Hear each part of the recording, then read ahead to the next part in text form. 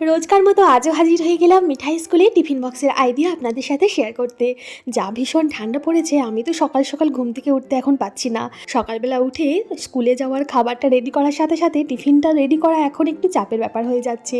তাই কয়েকদিন ধরে পিঠে পুলি দিয়েই ওর স্কুলের টিফিনটা আমি রেডি করে দিচ্ছি। আগের দিন রাত্রি করে পিঠে পুলিগুলো বানানো হচ্ছে, তাই সকালবেলা খেতে কিন্তু এগুলো বেশ লাগছে। আমরা জলখাবারেও খাচ্ছি আর মিঠাই স্কুলের টিফিনেও দিয়ে দিচ্ছি। বানিয়েছিলাম একটু সরু চাকলি আগের দিন বেশ রাত করে।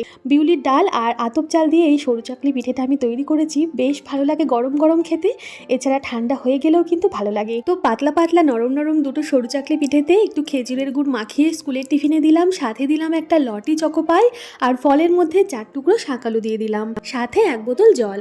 সরু চাকলি পিঠের রেসিপি খুব তাড়াতাড়ি আপনাদের সাথে শেয়ার করব, সাথে থাকবেন। আর আজকের টিফিন বক্সের আইডিয়া কেমন লাগলো জানাবেন ছোট্ট একটা কমেন্ট করে। ভালো লাগলে লাইক শেয়ার করতে ভুলবেন না।